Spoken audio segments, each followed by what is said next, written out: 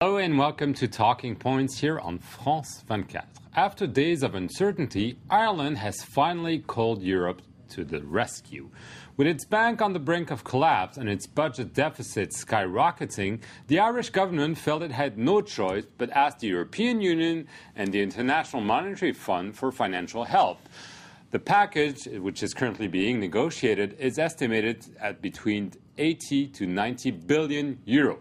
So is the storm over, or will other countries, such as Portugal and Spain, for example, and eventually the euro, come under fire from global financial markets? So with me to discuss the issue today is Ali Fatemi, who's a professor of economics at the American Graduate School. Hello and welcome. And also on the set is Frédéric Bonnevet, who is an associate expert with the Institut Montaigne and a member of the Fiscal Policy Forum. Hello and welcome. Thanks. Mr. Fatemi, first of all, do you think the situation in Ireland is solved, or is there still a lot of work to do? I personally think that Ireland is the easiest case because it has tremendous potential. Unlike Greece, it can pay its debt, and the only thing that it has lasted so long is because the Irish did not want to accept the conditions that the Europeans were going to impose on them, which is to do away with their low corporate tax, which is 12.5%. And that's why they were hesitant. And now that the Europeans know they have no choice, they have to help Ireland, because if they don't, Portugal and Spain would be next in line. I believe Ireland can do well because it has a very good prospect of foreign direct investment. As it has shown in the past, many companies are going to go there, especially in high-tech, like Intel and Google, which is already there, and other companies. So I don't think the problem is going to be Ireland as much as whether there would be a contagion for the other countries. On that, I think jury is out. We really don't know how far this is going to go. Right. Obviously, we've had we've had the Greek episodes a couple of months ago. People thought, okay, there was a threat on the Eurozone, but now we have this Irish crisis now. Absolutely. Well, the Greek benefited from what could be called the first mover advantage again, since the first rescue package that was put together by the European Union and the IMF had a clear impact on Greek public finances. Bond yield fell dramatically, which is not the case for the Irish crisis that we're into right now.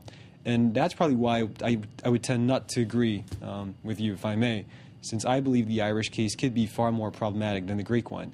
On the Greek side, we have a clear public finance problem, i.e. it's the state that's over-indebted. In the Irish case, it's a private sector problem, and that's far more intricate. The banks especially, The right? banks, and also the households, but the banks primarily. In Ireland, you had three basic mistakes that were made. First, an excessive public spending, which is pretty much the case for every country in Europe. B, an excessive dependency on the housing sector.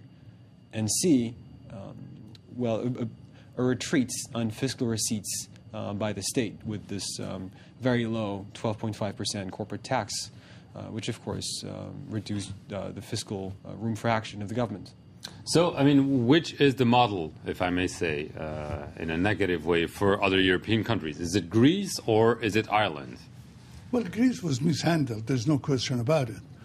But I think we disagree because Ireland is a much sounder economy. Already right now they have more than 20 billion euros stashed away, while Greece didn't have anything. Greece just came, with hat in hand.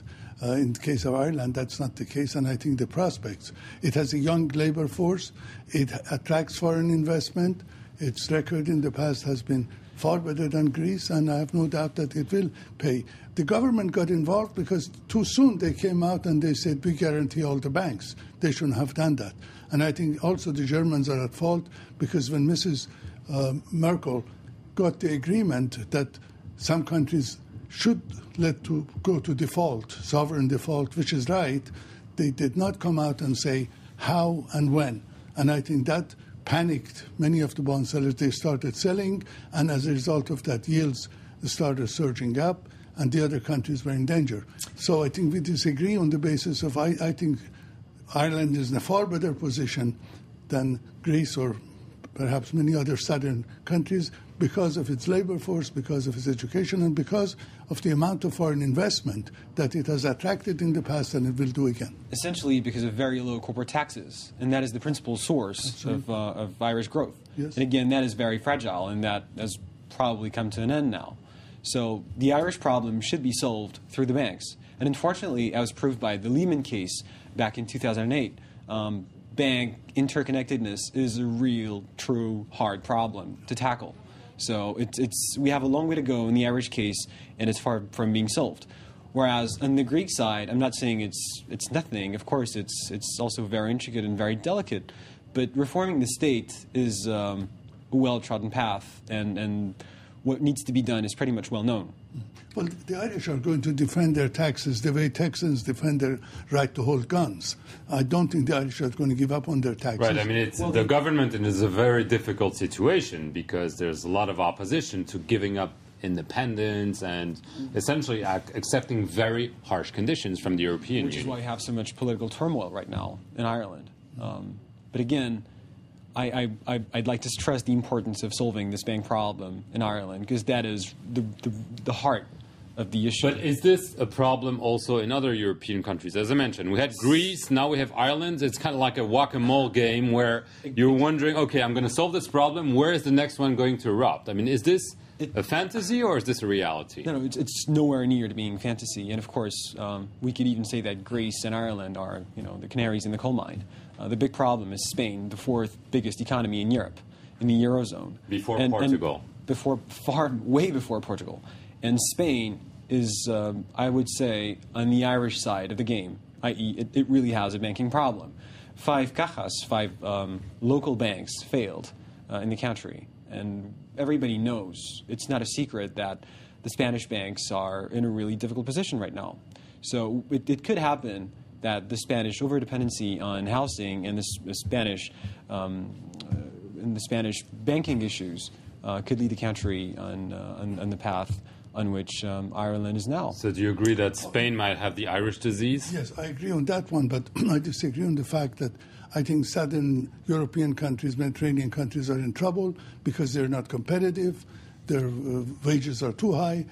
Ireland doesn't have that problem, and I think in the long run, the fundamentals for Ireland are far safer than Portugal or Spain. Why is it? Do you agree with his assessment of why Spain and maybe Portugal are in danger right now? Yes, I would, of course, put Portugal before Spain. And God forbid, I think if Spain goes under, I don't think even IMF and all the money that Germany can put together would be sufficient. If Spain goes down, I think the euro is then really in trouble. I think your analysis would be valid if every country was independent from the others. And a completely interconnected and a completely linked and network economy is just not possible to apply this framework. Not in terms of attracting foreign investment. Why should somebody go to Spain? Certainly so. Well, but then the record shows that Spain has had, that Portugal, that Ireland has... Greece and Ireland. Yes, no, Ireland in particular has attracted far more direct foreign investment, and it will in the future because it has of foreign shopping, because of very low taxes, because of taxes, and because of the good labor force, because rent is lower now in Ireland, wages are lower, and it has a competitive advantage. Essentially and fundamentally due to a stark contrast between the European average and the Irish case, which is now gone. But so this advantage is just over. We'll see. We'll see whether they change their tax system. The fundamentals may be sounder, but marginally speaking, it's just the case that Ireland is pretty much worse off than Greece is. Right. I just want to get back to Spain and maybe other countries, because you mentioned something in passing, but that's quite important. Sure. The threat over the euro itself. I mean, we've talked about it during the Greek crisis. Now there's talk about this. I mean, is this an exaggerated threat, a dire strait, and something, or something that's maybe really making its way, and that people think, yes, the euro is not assured for the future? It's not assured for the future should Spain fail. Right now we have one advantage, which is very temporary and very transient, which is the quantitative easing policy applied by the Fed, since that more or less devalues the dollar for now, and that will ultimately force the ECB to take an action. And I think that we've seen the first signs of this policy emerging over the past few days, since over 700 million euros of Irish debt was bought directly by the ECB in the market. This may be very small, but it's a first sign, and I believe it'll come out and materialize. Right. I mean, after the Greek crisis, the European Union put together a 750 billion euro stabilization fund, which was used for Greece and with the IMF. But will this be enough if it has to tackle a big economy like Spain, or is it already kind of too little, too late? I don't believe so. I believe what will save euro is if they allow some countries to default, because people who buy these bonds must be able to distinguish between a country with good credit and bad credit. As long as no country can default and everybody thinks that Europe is going to come to the rescue, this scenario will continue.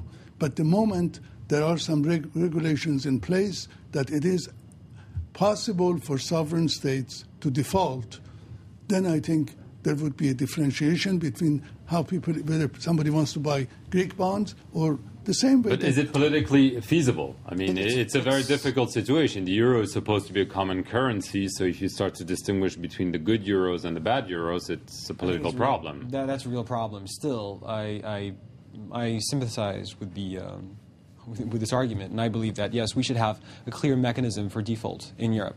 Now, I don't believe we should really activate it. We should have, on the one hand, we should clarify what could be done, but try to find first a common solution, a coordinated one, because we can't have a common currency and completely disentangled fiscal policies in Europe. One question that hangs over this is the attitude of Germany, the biggest economy. When during the Greek crisis there was a lot of hesitation from Chancellor Merkel about going to the rescue of Greece. I mean, do you think eventually Germany will get fed up with kind of coming to the rescue of other European countries, and that could become an issue? I think my colleague just pointed out the essential problem started when you have unified monetary policy and different fiscal policies. The more they get closer to having a more common fiscal policy, I think the problem will go away. But we are far, far from that, and I think sooner or later, it's not only Germany, I think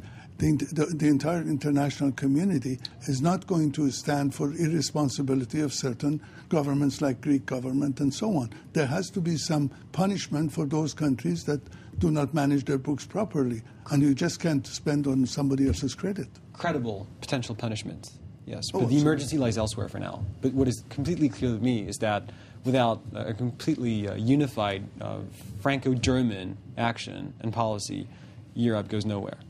But do you think, the French and the Germans will stay together if they need to go and rescue Spain, for instance? Well, they have to, but ultimately they have to help the other countries help themselves. So those countries should implement a credible fiscal plan for active consolidation.